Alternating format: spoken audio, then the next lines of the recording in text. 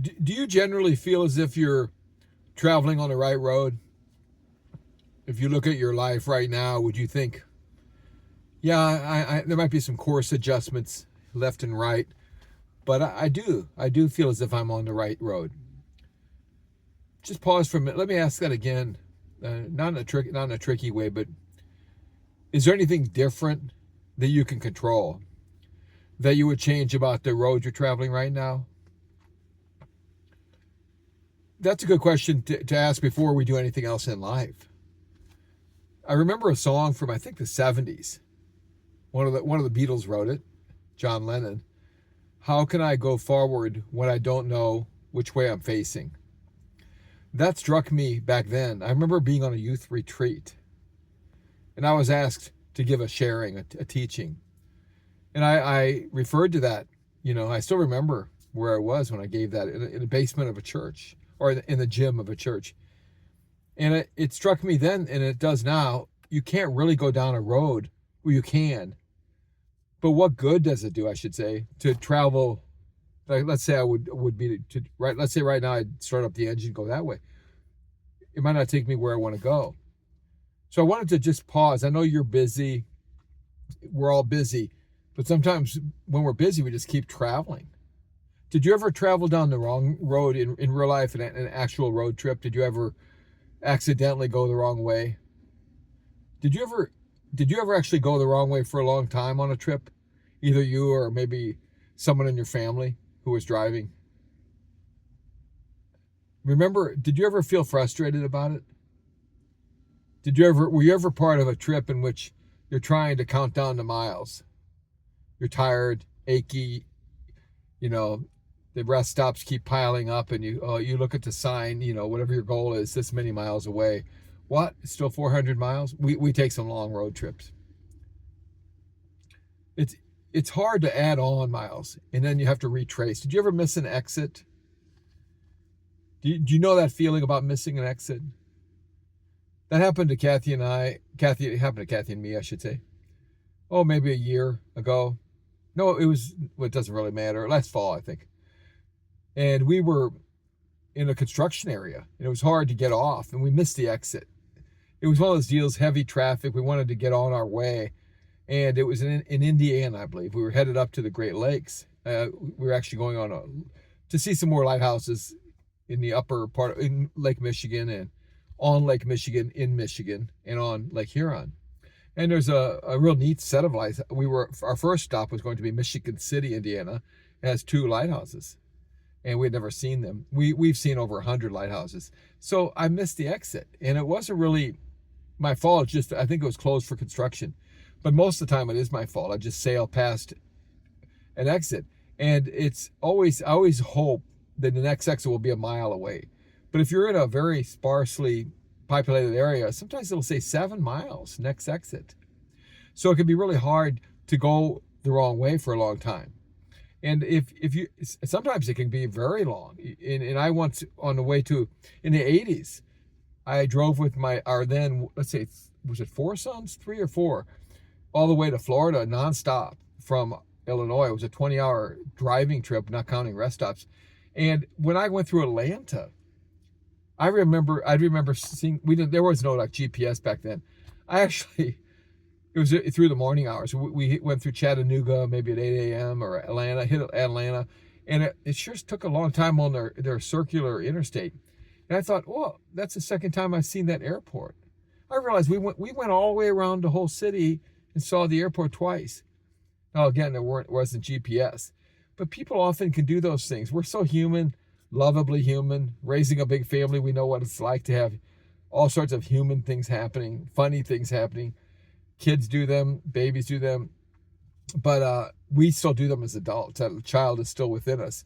And one of the silly things we might do is just out of habit continue down the same road, but we know deep down someday I'm going to have to change that. In fact, I was just talking to someone today who needed some encouragement, called me and said, I'm so frustrated. I knew this situation was coming. I knew this day was coming. I didn't prepare for it. And now I'm so upset I'm almost frozen, almost paralyzed. I can't seem to get my mind off of it that I made the wrong decision. I said, well, what helps me is to just start going in the right decision in this moment. If I start going in the right way, if I've been frustrated, I've been on the wrong path, or I could have been traveling and I wasn't, I was just parked I was putting off, I still would have to make the trip. I just find the best thing you can do is right this second, determine what's the best way to love your future self. What will you look back upon and make, what decision now will make that future you look back and say, oh, I'm so glad I made that decision at that time. I'm so glad I thought of the big picture. Because so often, did you ever have this happen to you? You know that you shouldn't sleep too long. I tend to not have a trouble even sleeping for 8 hours. I get so excited about things. So sometimes I stay up late. Even though I'm in bed, I stay up kind of late, catching up with things, or I'll work late, on the films things, or just checking up on messages, and all of a sudden I'm kind of wound up and it's hard to drop off to sleep. Well, when morning comes, I know I should get up and start tackling the day, especially when the sun goes down early and you want to fit in as much daylight work as you can. But sometimes I think, well, is it worth it lying here a little longer? If there's no one telling you have to get out on the tractor and make these roads in the woods that I just was doing now, or you have to edit this much film, you could sometimes say, well, I don't know, I only got 6 hours of sleep, 5.5. What should I do? Maybe a little longer.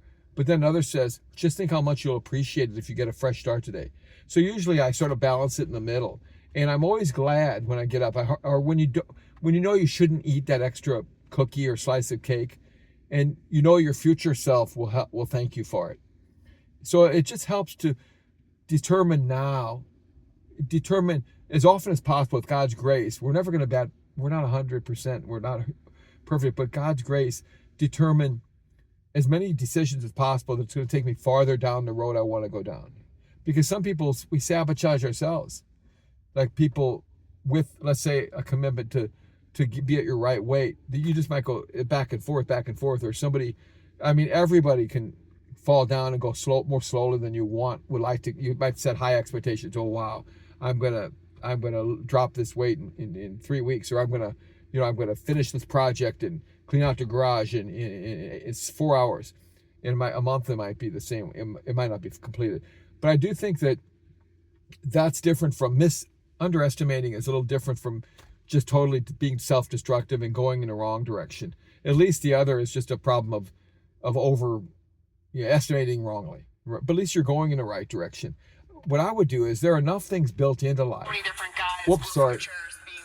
Oh, that's the ball game. It's a post-game show. The Cardinals won a game today, and I had on the tractor. I was watching the game on the DirecTV app. It's kind of neat if you have that. You can watch games, or on the trips you can watch things. And I just basically was going to say, it's giving me a message here. Hopefully, it's not saying it's out of space. But by the way, if you hear a noise in the background, it's a John Deere machine that I was operating. Now my youngest son is operating it to move some dirt. So it's kind of neat that dad and the youngest son can all use it in the same day. I was working on some roads we're making over there. I'll drive through them when it's a little drier and show you. But I just wanted to encourage you that you can control a lot. You can get to what you really want for your life. You'd like to be this kind of a Christian. You'd like to be this way. Think right now, there's something you can do to control and make the trip more swift. You can choose not to go backwards on the road. You could choose not to go in a circle like I did at Atlanta. There are so many things you can do, and there must be something right now, some habit or well, first of all, sin. We got to get rid of the things that are actually offending God and don't get his blessing and get his judgment. It's not enough to say, whoa, I've received Jesus. That covers it all, doesn't it? No, it talks about in the New Testament all over the place. Like we have those who say, Lord, Lord, but if he doesn't know you, he'll have to say, get away from me, I don't know you. And those people wouldn't even, they're showing they don't want Jesus either. But the key is, and the beautiful thing is, in the spirit of him saying, go away from me, I never knew you. It's the same Jesus, as it says in John, the 3rd chapter, I did not come to condemn, but to save. He's offering it. He said when people are condemned, it's their own choice. They're refusing a lifeboat when the Titanic is sinking. So we all get the choice in a big picture of having our sins forgiven if you've never done it, saying, "Oh, I get it. I'm going to get off of the Titanic and get into the lifeboat that Jesus is offering, so that I can not sink and be judging and be away from God in this life and eternity." But that has to be renewed every day. We don't want to just think casually, "Oh, that's just a one-time thing." We have to constantly be getting into the lifeboat. And I think in every situation, if God gives you some sort of lifeboat, if you really want it, it even says that in the letter to the Corinthians, where if you, in 1 Corinthians 10:13, that God basically doesn't want us to be tempted beyond our strength, and he'll always, if we're sincere about it, give us a way out of it. He'll give you some escape hatch, and not only escape it, but you can be the victor. You can be the overcomer. That's what I think too many people are afraid to do anything. They're afraid they'll be overcome by everything. They're just living defeated. Now, I'm not saying, oh, positive, everything's positive, everything's perfect. I'm just saying that we get choices. And the New Testament is a handbook for those choices. And right now, I just want to pray that God would illuminate me, you, shine a light to let us see, okay, I can't seem to control this. I'm frustrated over this. This doesn't seem to move. But this over here, oh yeah, and this too. I could make a difference. I could initiate. I could just choose.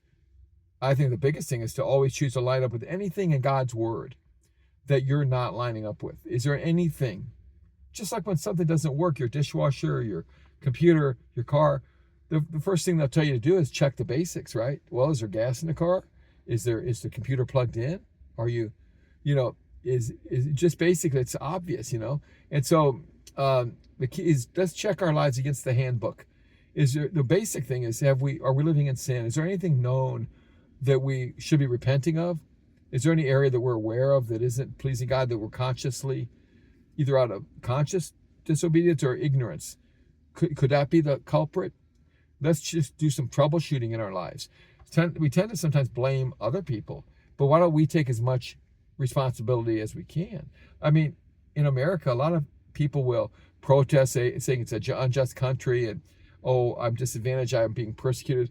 And other people will run circles around them. They'll land here. I hear some inspirational stories of people over the decades who landed here with nothing, maybe fled a totalitarian government and had nothing, and worked at a very lowly wage, legally immigrated, and worked their way up. And one guy I know, he was a janitor, I think, in a company, and he worked his way up and gradually built his own business. And I mean, those people can be the hardest workers. They know that they just seem to be, even without a Christian testimony, just common sense, not making a bunch of stupid decisions, being lazy, goes a long way. But when you add God to it, and there's a handbook, and he's helping you along, and his Spirit is always trying to lead you and give you good deals and breaks and bless you and give you a light yoke, not the heaviest. I mean, the first thing I would do, not just when I have a problem, all the time, is check my life against the handbook the best I can. And now if I see something in there that I know I could do better, but with all my heart I'm doing it, I think that makes it under God's. He considers that's in your weakness. Just don't disobey me. In your weakness, I'll work with you. Like Paul wrote to the Corinthians, that he's basically saying, I'm learning that in my weakness, even with the thorn in the flesh, I pray 3 times to have it be removed, that I'm actually more able to be used by God. More of God can come through me, because when that happens to me, I can say it's less of me, and it's more talking about him and his graces. At this age, I mean, I know more and more each day that, oh man, it's got to be God. I mean, it's got to be, the things I talk about in these videos are about God, about his word. It's not about me having all kinds of tips or having success. The more I make it be about him, the less I'll fail. You know what I mean? Because if he's living through me, and it is no longer I who live, but Christ who lives within me, and I'm trying to filter every thought and every word through having the mind of Christ, without being super spiritual, always just being still spontaneous and lighthearted. It's the best way to live. By the way, speaking of talking to people and being lighthearted, we just had another shower for one of my expectant daughters-in-law. We're having a lot of expansion of the family lately, and these showers, unlike the olden days, have the guys there, have the men and all the uncles and all the guys in our family. So it was a lot of fun. And I avoided the dessert table. Boy, Kathy and Mary Elizabeth put out just every time we have a party, so many foods and so many things that are tempting. But I thought, instead of just indulging there, I'm going to jump on the tractor, work on the road, and now I'm talking to you folks. So thanks for getting me away from that dessert table. I appreciate you watching these videos. And if you watch these videos to the end, and even if you want to go back and do it systematically, if anybody has watched all the videos, let me know and we can start doing a membership label, kind of like the early 700 Club, like 4 or 5 decades ago. People who wanted to help get it off the ground. Now, in that case, it was contributions, but Pat Robertson looked for 700 people who could give so much a month, and that would be the 700 Club. But I'm not talking about money. I mean, people can donate. We are a not-for-profit Christian, but I'm talking about just watching the videos. If anybody watches all the videos through and through, and if you're kind of interested in things like this, just sort of little commitments like that or partnering, let me know. We could give you out a little Fam Team badge or Safe at Home badge for just membership or being one of the founders with me of this Safe at Home YouTube channel. Well, we're going to try to tell more people about it, but I think God will open up some doors for that. But right now, thanks for being one of the very few pioneers with me for the Safe at Home YouTube channel, which is just months old. We love you. Let us know if you have a prayer need. Bye now.